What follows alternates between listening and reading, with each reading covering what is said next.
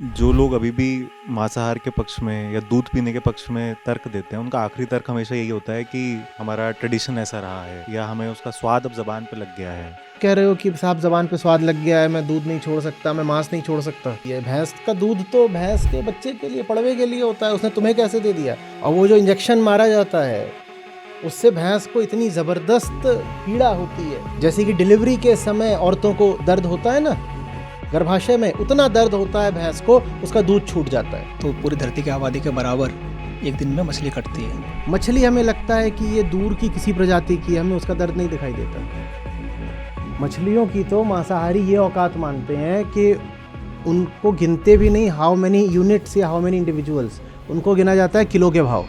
एकदम नारकीय जीवन जीने वाले हैं। ये नदियाँ सब सूख जानी हैं। नदी किनारे जितने शहर बसे थे उन्हें शमशान होना पड़ेगा। ये है आने वाली पीढ़ी का भविष्य। We are in the middle of the 6th mass extinction. Acharya ji, मैं इसी विषय में पढ़ रहा था। जैसे अभी आपने बीफ की बात करी, तो अक्सर भारतीय तो इस बात से पल्ला झाड़ लेते हैं कि देखो हम तो बीफ खाते नहीं, पर वो ये भूल जाते हैं कि भारत दूसरे तीसरे नंबर का सबसे बड़ा बीफ का एक्सपोर्टर है और उसका सीधा रिलेशनशिप है दूध से। तो मैं दूध के विषय में पढ़ रहा था कि जो डेयरी का हमारा दूध होता है वो तिगुना एमिशंस प्रोड्यूस करता है, 10 गुना ज़्यादा लैंड का यूज़ करता है और 2 से 20 गुना ज़्यादा फ्रेश वाटर का यूज़ करता है एज़ कम्पेयर टू जो प्लांट बेस्ड मिल्क होते हैं उससे। अगर प्लांट बेस्ड प्रोडक्ट्स पर सब आ जाएं तो जितने फूड रिलेटेड कार्बन एमिशंस हैं वो सीधे आधे हो जाएंगे, एकदम आधे, स्ट्रेट अवे। पूरा आंकड़ा समझो। फॉसिल फ्यूल के बाद सबसे ज़्यादा कार्बन एमिशंस कहाँ से होते हैं? फूड से। और फूड में किससे? मांसाहार और डेयरी। अगर आप मांसाहार छोड़ दें और डेयरी में भी प्लांट बेस्ड मिल्क पर आ जाएं तो जो फूड से कार्बन एमिशन है वो सीधे आधा हो जाएगा, एकदम आधा हो जाएगा। इतनी सीधी सी चीज़ है। एक हमें फैसला करना है और जो पूरी क्लाइमेट क्राइसिस है उसको रोकने की दिशा में हम बहुत बड़ा कदम उठा लेंगे, पर वो फैसला हम करना नहीं चाहते। ज़बान के स्वाद के मारे, धार्मिक मान्यताओं के मारे, मूर्खतापूर्ण हठ के मारे हमको वो चीज़ माननी नहीं है।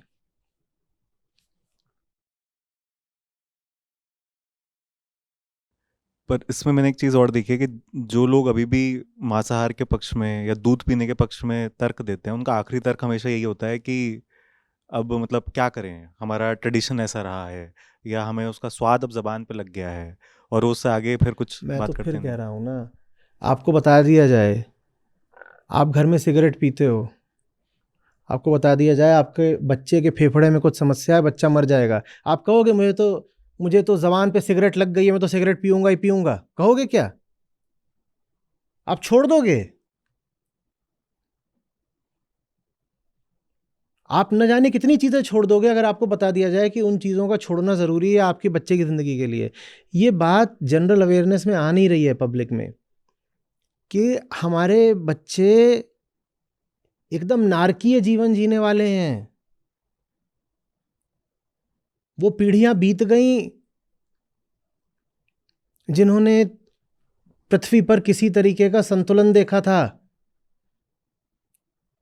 आसमान आग उगलेगा, पृथ्वी इस सिरे से बंजर हो जानी है,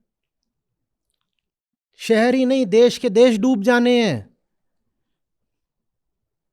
क्लाइमेट माइग्रेशन इस सदी की बड़ी से बड़ी त्रासदियों में होगा। करोड़ों अरबों लोग अपनी जगह छोड़कर दूसरी जगहों पर जाने को मजबूर हो जाएंगे। आज के शहर कल की रेगिस्तान है, उन्हें छोड़ना पड़ेगा। ये नदियां सब सूख जानी है। नदी किनारे जितने शहर बसे थे उन्हें शमशान होना पड़ेगा। ये है आने वाली पीढ़ी का भविष्य। और उसके लिए आप कह रहे हो कि साहब ज़बान पे स्वाद लग गया है, मैं दूध नहीं छोड़ सकता, मैं मांस नहीं छोड़ सकता। और ये मत भूलिए, भारत में ठीक है बीफ नहीं खाया जाता है, पर बफ खाया जाता है। बफ जानते हो ना किसके लिए स्लैंग है? बफेलो के लिए। भारत में भैंसे के 2 ही 3 उपयोग हैं। एक तो है कि भैंसा गाड़ी खींचता है, वो धीरे धीरे कम होता जा रहा है, डुग्गी जिसको बोलते हैं। दूसरा ये है कि वो भैंसों का गर्भाधान करने का काम आता है, उसके लिए एक भैंसा काफ़ी है, वो 100 भैंसों के लिए आपको दे देगा सीमेन। जो तीसरा काम है भैंसे का वो यही है, भैंसा कटता है और बहुत सस्ता आता है भैंसा, मुर्गी मटन से सस्ता आता है। तो बल्कि हमारे राजनेता कहते हैं कि ये गरीबों के लिए सस्ते प्रोटीन का काम कर रहा है भैंसा।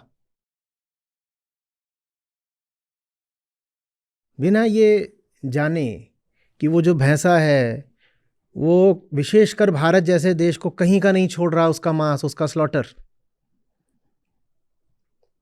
अभी तक भी शायद हमारी टेक्स्ट बुक्स में जो पूरा क्लाइमेट चेंज का विज्ञान है वो बच्चों को पढ़ाया नहीं जा रहा ठीक से। मुझे बहुत हैरत होती है जब मैं देखता हूँ कि जवान लोगों को भी नहीं पता कि क्लाइमेट क्राइसिस के पीछे की साइंस क्या है, वो भी इधर उधर की बहकी बहकी बातें करते हैं।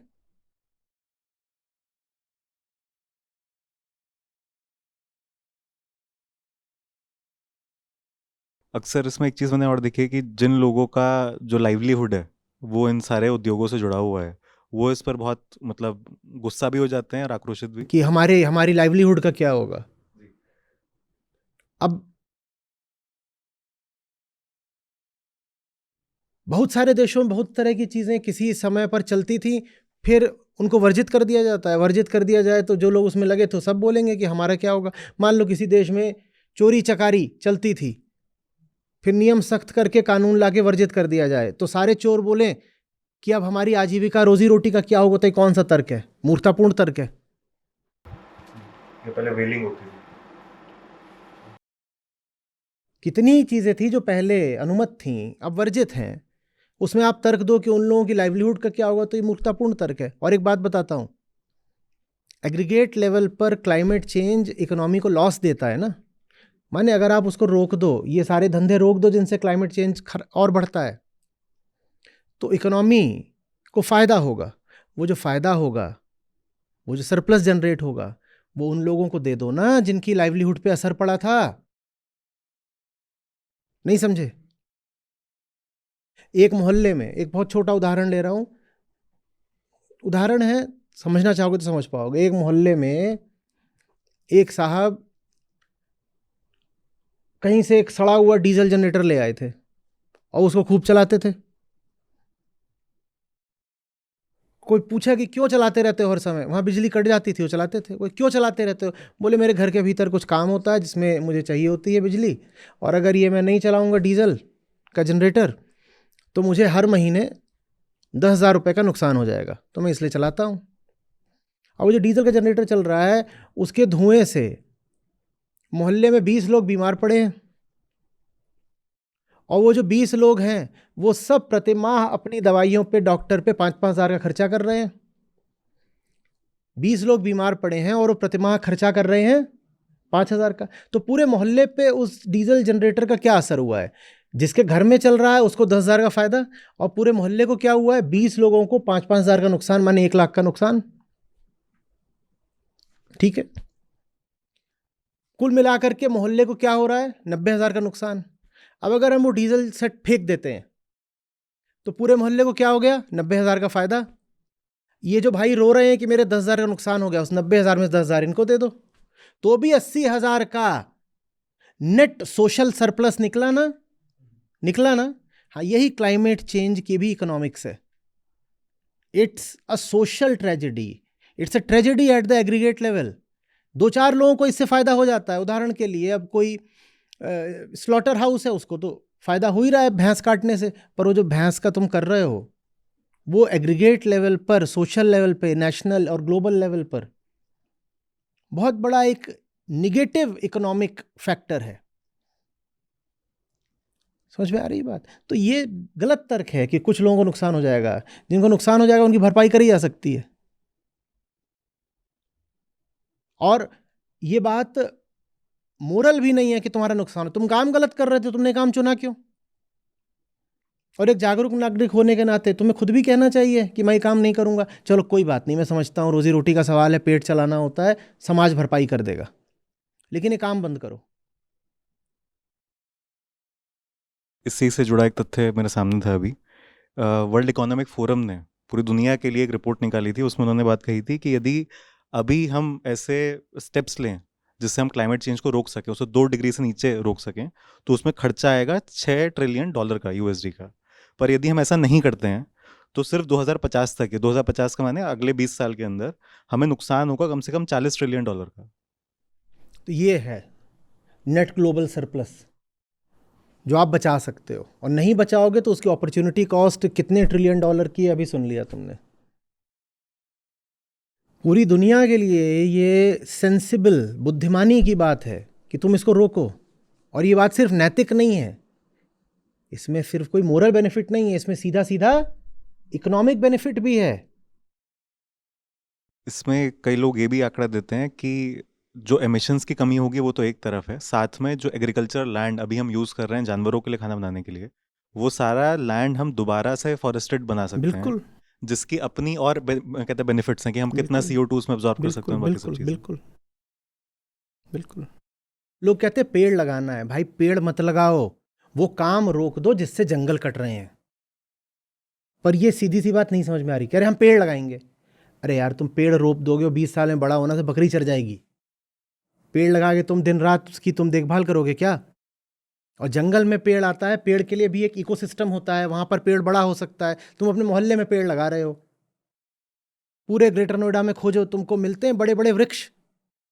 ये जो तुम यहाँ पे ये बबूल और कांटेदार झाड़ बो रहे हो, जिस झाड़ को तुम पेड़ का नाम दे रहे हो, ये कितनी कार्बन एब्जॉर्ब कर लेगा? बड़े विशाल जंगली वटवृक्ष चाहिए होते हैं कार्बन सोखने के लिए। उतने बड़े वट तुमको कहाँ मिलेंगे? यहाँ नोएडा ग्रेटर नोएडा में तुमने कब देखा भारी तने वाला पेड़? यहाँ तो वही होते हैं जो सड़क किनारे बेचारे जो अपनी जान को रो रहे हैं, मरियल सूखे हुए गिरे हुए पेड़, वो उनको पेड़ भी नहीं बोल सकते, वो झाड़ियां हैं, उनको पेड़ बोल करके धोखा दिया जा रहा है। पेड़ नहीं लगाने, वो काम रोक दो जिससे पेड़ कटता है, और पेड़ के कटने में बहुत बड़ा योगदान मांसाहार का है। मैं पेड़ लगाने को मना नहीं कर रहा हूं, मैं बस बता रहा हूं कि एक तो पौधे रोप करके कहीं आपको ये ना लगे कि आपने अपना फर्ज अदा कर दिया। और आचार्य जी, मतलब बहुत सारी स्टडीज़ ये भी बता रही हैं कि ये जो मांसाहारी खाते हैं, जो भी बकरा और गाय खाते हैं, इनसे इनका भी कैंसर रिस्क लगातार बढ़ता जा रहा है। जो इनको बीफ को फुलाने के लिए ऑक्सीटोसिन यूज़ होता है, या फिर जो भी इनको खाद्य पदार्थ देते हैं, उससे इनका भी कैंसर रिस्क अब एकदम एकदम। रेड मीट तो प्रूवन कार्सिनोजन है, और जब आप मांसाहार की इकोनॉमिक कॉस्ट कैलकुलेट करोगे तो उसे मेडिकल कॉस्ट तो आएगी ही आएगी। मांसाहार हर तरीके से दुनिया को बर्बाद करने वाली चीज़ है, ना एथिकल, ना रिलीजियस, ना मोरल ग्राउंड पे बोल रहा हूँ, सीधे सीधे हेल्थ ग्राउंड्स और इकोनॉमिक ग्राउंड्स पे बोल रहा हूँ। हेल्थ ग्राउंड से मुझे एक बात और याद आई कि ये जितने भी भारतीय सभी के अपने मतलब अनुभव की बात होगी कि डॉक्टर्स आजकल बोलते हैं कि एंटीबायोटिक रेजिस्टेंस जो है वो हमारी पॉपुलेशन में बढ़ गई है। तो उसमें भी जो सबसे बड़ा कारण है वो मांसाहार है, क्योंकि जितने भी जानवर हैं उनको सबसे ज़्यादा एंटीबायोटिक्स दिए जाते हैं, और उनका वो सारा पानी नदियों में तुम हर बहुत जगह आगे पहुंचता चले है। गए, ये तो मांसाहारी को दूर दूर तक भनक भी नहीं लगती कि वो मुर्गी जो एक आध दो अंडे देती महीने में, उसने दर्जनों कैसे दे दिए। उस जानवर जिसको तुम खाने जा रहे हो, जिसको कम से कम 1.5-2 साल लगने थे एडल्ट मैच्योर होने में, वो 2 महीने में मैच्योर कैसे हो गया? ये तो हम सोचते भी नहीं कि भैंस का तुम्हारे पास दूध आ रहा है, तो भैंस रोज सुबह दूध दे कैसे देती है? भैंस का दूध तो भैंस के बच्चे के लिए, पड़वे के लिए होता है, उसने तुम्हें कैसे दे दिया? उन्हें पता भी नहीं है, जब तक ऑक्सीटोसिन नहीं मारो भैंस दूध नहीं छोड़ती। और वो जो इंजेक्शन मारा जाता है उससे भैंस को इतनी ज़बरदस्त पीड़ा होती है, जैसे कि डिलीवरी के समय औरतों को दर्द होता है ना गर्भाशय में, उतना दर्द होता है भैंस को, उसका दूध छूट जाता है। फिर उस दूध की आप सुबह सुबह चाय बना के पीते हो। ये तो हम सोचते ही नहीं, हम कभी पूछते भी नहीं कि भाई भैंस के तो नर मादा दोनों होते होंगे, काम की तो हमारे भैंस है। तो नर बच्चे का क्या होता है, ये तो हम कभी सवाल ही नहीं पूछते। नर बच्चे को क्यों जिंदा रखा जाए? वो कोई इकोनॉमिक एसेट तो है नहीं, वो क्या करेगा? वो तो भैंसा बनेगा। भैंसे का क्या करना है आपको? उसका क्या किया जाता होगा? हमें बुद्धि नहीं है। उसे जिंदा रखोगे तो दूध पिएगा, और दूध पिएगा तो आपका नुकसान होगा। आप डेयरी चला रहे हो, भैंस का बच्चा जिंदा है तो आपका नुकसान करेगा, तो उसका क्या होता होगा सोचो। जानते हो, कुछ राज्यों में नियम ला करके जो ये मेल काव्स होते हैं, भैंस के बच्चे, इनको मारने को प्रतिबंधित किया गया। तो वहां क्या किया जाता है? उनको भूखा रख के मार दिया जाता है। कहते हैं स्लॉटर थोड़ी किया, खुद मर गया, उसकी आप चाय पीते हो। और फिर वो जो स्लॉटर, जब भैंस होती है, भैंस तो अब सदा तो दूध देगी नहीं। भैंस हो गाय हो, इनकी जो कुल आयु होती है, उसकी आधी ही आयु में ये दे सकती हैं दूध। जैसे आप मनुष्यों में जो जो नारियां होती हैं, जैसे अगर उसे 80 बरस जीना है तो 40 की उम्र में मीनोपॉज हो जाता है। लगभग वही बात गाय भैंस पर भी लागू होती है। तो दूध तो उससे उसकी आधी उम्र में ही मिलना है। अभी आधी उम्र उसकी शेष है, अब उसका क्या होगा? उसको खिलाओगे? क्या होता है उसका? उसका स्लॉटर होता है। ये बात हमें पता ही नहीं है। और ऐसा नहीं कि पता हो नहीं सकती, सार्वजनिक आंकड़े हैं, सब पता चल जाए। जबान का स्वाद और जेब का स्वार्थ हमें वो देखने भी नहीं देता जो चीज सामने है। बिल्कुल।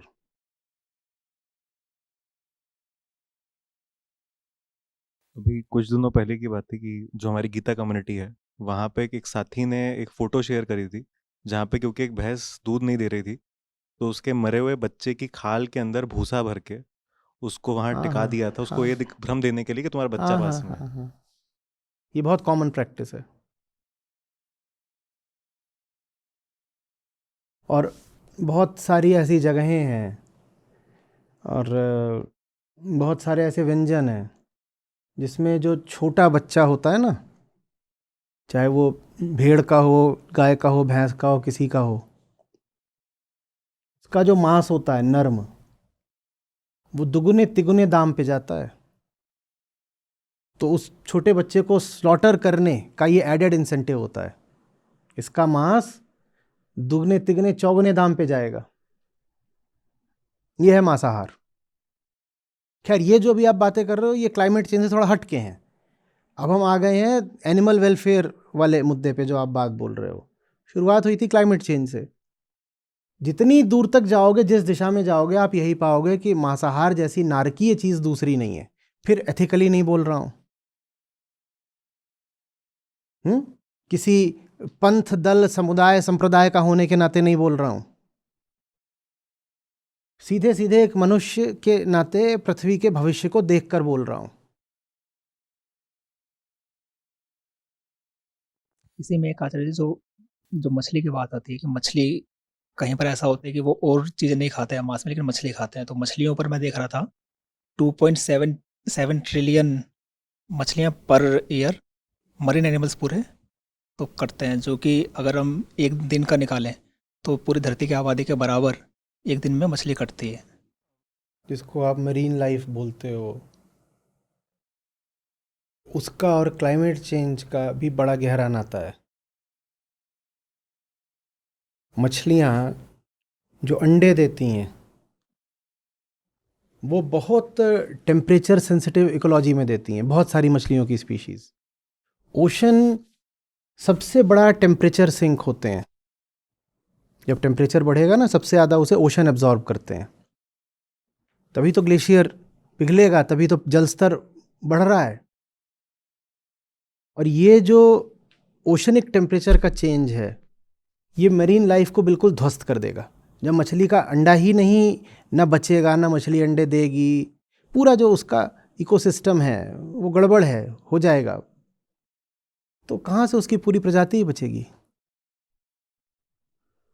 और मछलियों को तो तुमने जब इतने ट्रिलियन बोला, तो पता नहीं तुमने इतने ट्रिलियन यूनिट्स इंडिविजुअल्स बोले या किलोग्राम बोला। मछलियों की तो मांसाहारी ये औकात मानते हैं कि उनको गिनते भी नहीं हाउ मेनी यूनिट्स या हाउ मेनी इंडिविजुअल्स, उनको गिना जाता है किलो के भाव। अभी आपसे पूछा जाए कितनी गाय, कितनी भैंस, कितनी बकरी, भेड़ कटी, वो तो आप फिर भी बता पाओगे। मछलियों में वो बता पाना मुश्किल हो जाता है, उनको किलो के भाव गिनते हैं। जबकि मछली अपने आप में एक इंटेलिजेंट जीव होता है, वो दर्द उतना ही अनुभव करता है जितना कोई भी मैमल। पर मैमल होता है तो हमें उसका दर्द दिखाई देता है। मछली हमें लगता है कि ये दूर की किसी प्रजाति की, हमें उसका दर्द नहीं दिखाई देता।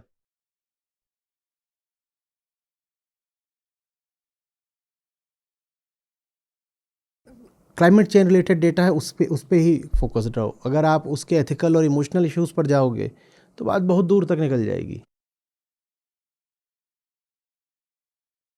इसी में आचार्य जी, कई सारी फोटोज और वीडियोस रिसेंट में आई हैं जिसमें पूरे के पूरे लेक्स की मछलियां मरी हुई हैं, मर जाती हैं और फ्लोट करती हैं। और ये भी वही क्लाइमेट चेंज के कारण जो भी उनका ऑक्सीजन डिप्लीशन और टेम्परेचर बढ़ जाता है उसके कारण होता है। और ये मतलब रिसेंटली बहुत इंस्टेंसेस आ रहे हैं। ये बेसिक साइंस हमने पढ़ी ही नहीं ना, कि जो डिज़ोल्व्ड ऑक्सीजन होती है मछली उसी से ज़िंदा रहती है। ऊपर आके हवा तो वो लेती नहीं है अपने फेफड़ों में, डिज़ोल्व्ड ऑक्सीजन। और इतनी हमने साइंस पढ़ी नहीं कि डिज़ोल्व्ड ऑक्सीजन, कोई भी गैस किसी भी लिक्विड में जब डिज़ोल्व होती है तो उसका सैचुरेशन, उसकी सॉल्युबिलिटी, ये सब टेम्परेचर डिपेंडेंट होते हैं। तुम टेम्परेचर के साथ छेड़छाड़ करोगे तो ये जो अलग अलग गैसें पानी में घुलती हैं, इनका कॉन्सेंट्रेशन भी खराब होगा। तो पूरी जो एक्वेटिक लाइफ है उसका क्या होगा फिर, और क्या होगा नहीं, दूर की बात नहीं कर रहे हैं, स्पेकुलेटिव नहीं है, क्या हो रहा है। We are in the middle of it, we are in the middle of the 6th mass extinction. Anthropocene बोल रहे हैं इसको क्योंकि ये मनुष्य ने किया है।